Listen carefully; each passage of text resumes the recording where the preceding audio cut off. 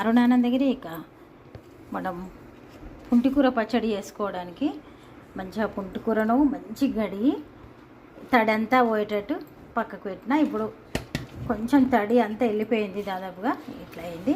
ఇప్పుడు పచ్చడి చేసుకుందాం. ఇక్కడ చూడండి, ధనియాలు, జీలకర్ర, మెంతులు, నువ్వులు, పల్లీలు కూడా వేసుకోవచ్చు మీ ఇష్టం ఉంటే. ఎండుమిర్చి మనకి ఎన్ని కావాలనేది, మనం ఎంత కారం తింటాం అనే దాని మీద కదా, అట్లా వేసుకుంటే అయిపోయాయి. డ్రై రోస్టే ఇవన్నీ కూడా.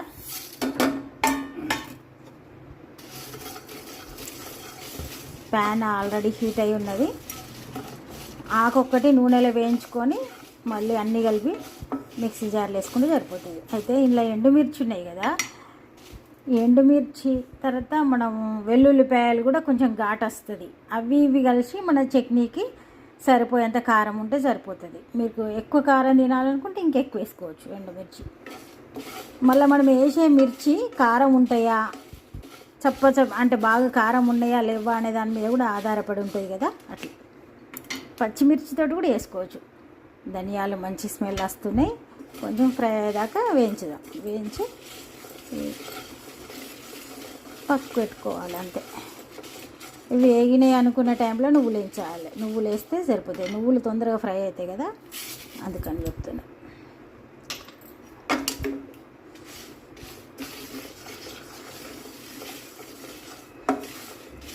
ఒక్కొక్కరు ఒక రకంగా చేస్తారు. ఇక్కడ తెలంగాణలో అయితే పాతకాలంలో పెద్దవాళ్ళు ఎట్లా చేస్తారో అదే నేను చేస్తున్నా. పుంటికూర తొక్కు నూరుకున్నాం అని అంటారు, పుంటికూర తొక్కు నూరుకున్నాం అంటారు. 2-3 రోజులు కూడా ఉంటుంది ఇది. ఇలా తడి అనేది లేకపోతే వారం రోజులైనా ఉంటుంది. ఎందుకంటే ఫ్రిడ్జ్లో పెట్టి అలవాటు లేకుండే, ఏదైనా మనం బయట పెట్టుడే కదా, అట్లయినా వారం రోజులు ఉంటుంది తడి అనేది లేకుంటే. ఇక చూడండి, నువ్వులు కూడా ఫ్రై అయినాయి, ఎండుమిర్చి కూడా ఫ్రై అయినాయి. తీసి అన్నీ పక్కకు పెట్టి చల్లారిన తర్వాత మిక్సీ జార్లో వేద్దాం. ఇప్పుడు ఇవి కొంచెం చల్లారంగానే మిర్చి కూడా ఇట్లా ఇరిస్తే ఇరిగేటట్టుగా తయారవుతాయి. చూడండి, కొంచెం ఒక 2 స్పూన్ల నూనె వేసి ఈ ఆకును ఫ్రై చేద్దాం అంతే. ఇంత అనిపిస్తుంది కానీ కొంచెమే అవుతుంది అది.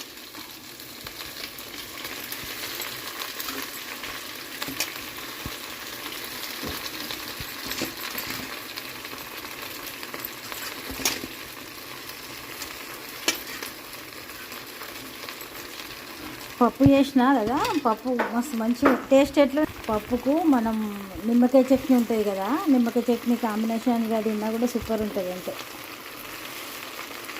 మామిడికాయ చట్నీ మొన్న కొంచెం పెట్టినా కదా, అది ఊడింది. ఇట్లా ఏదో ఒకటి ఉంటూనే ఉంటాయి కదా ఇంట్లో. ఈ ఆకంతా ఇప్పుడు ఇట్లా ఫ్రై అయ్యి కొంచెమే తయారవుతుంది. వేడి చేద్దాం, తొందరగా ఫ్రై అవుతుంది, ఎక్కువ టైం కూడా తీసుకోదు. అంతా కలిసి చట్నీ ఇవన్నీ వేయించుడు ఇదంతా కలిసి 5 మినిట్స్లో మనకు పచ్చడి రెడీ అయిపోతుంది. ఇది ఇట్లా ఫ్రై అవుతూ ఉంటుంది. ఈ లోపల నేను వెల్లుల్లిపాయలు పొట్టు తీసి పెడతా.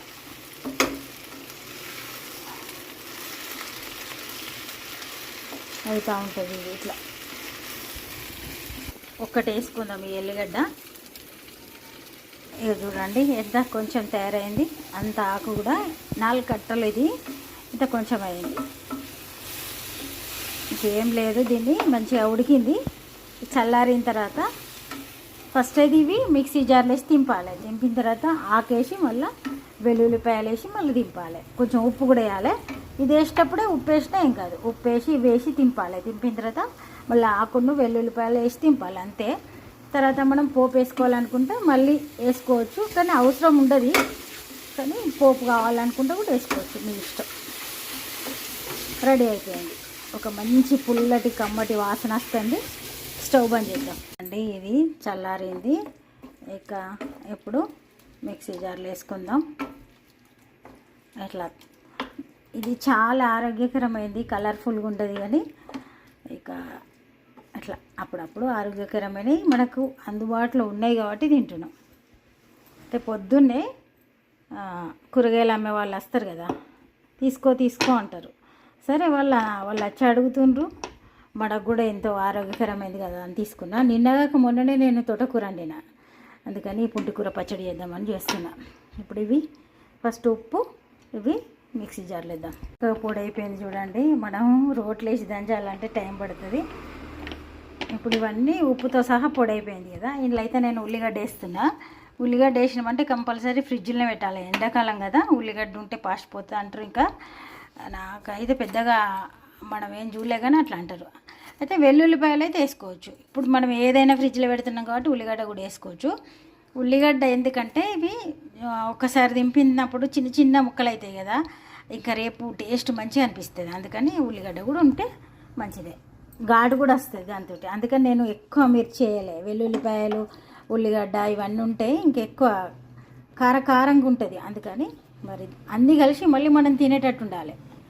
అందుకని నేను అట్లా చేసిన. మరి ఇంట్లో వేసి తింపుదాం. తింపిన తర్వాత చూద్దాం. చూడండి, అన్నీ ఒక్కసారి వేసేసిన నేను. పుంటికూర, ఉల్లిగడ్డ, ఎల్లిగడ్డ వేసేసిన. ఒక్కసారి తింపిమంటే సరిపోతుంది. నేను ఈ ఖాళీగా ఉన్న ముక్కుట్లోనే ఒక 2 స్పూన్ల నూనె వేసి జీలకర్ర వేసి ఉంచిన.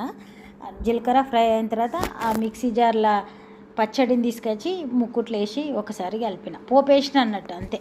పోపు వేసిన. ఇప్పుడు ఆ ఉల్లిగడ్డ చిన్న చిన్న ముక్కలు ఉన్నాయి కదా, అవి మంచి టేస్ట్ అనిపిస్తాయి. వెల్లుల్లిపాయలు, ఉల్లిగడ్డలు 2 కూడా ఉంటాయి. అన్నం తినేటప్పుడు వస్తాయి. ఇప్పుడు మంచి తడి లేని గిన్నెల ఇదంతా పెట్టుకొని మనం ఫ్రిడ్జ్లో పెట్టుకుంటే సరిపోతుంది. ఎటన్నా ట్రైన్ జర్నీ అట్లా ఉన్నప్పుడు కూడా ఇది 2-3 రోజులు నిల్వ ఉంటుంది. కానీ ఉల్లిగడ్డ అసలు వేయద్దు, వెల్లుల్లిపాయలు వేసుకుంటే ఏం కాదు. మొత్తానికి మన గోంగూర పచ్చడి, పుంటికూర పచ్చడి రెడీ అయిపోయింది. చాలా ఐరన్ ఉన్నది అంటారు ఇంట్లో.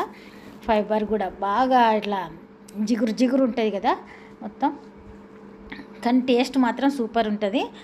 మొత్తానికి నేను తిన్న తర్వాత ఈ వీడియో ఎడిటింగ్ చేస్తున్నా కాబట్టి సూపర్ కుదిరింది.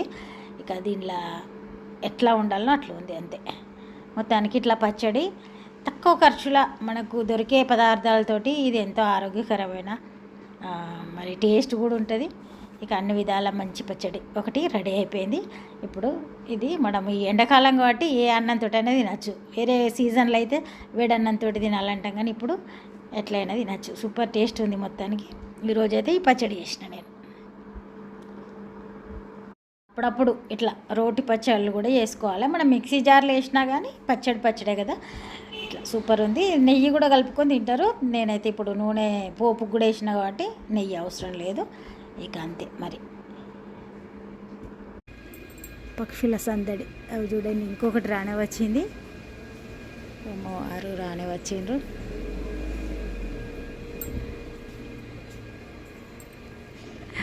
ఎంత చక్కగా ఆడుకుంటాయి. సమ్మర్ కాబట్టి ముంజలు తీసుకొచ్చిండ్రు మా వారు రాగా. తాటి ముంజలు మంచిగా కడిగి ఫ్రిడ్జ్లో పెట్టాలి.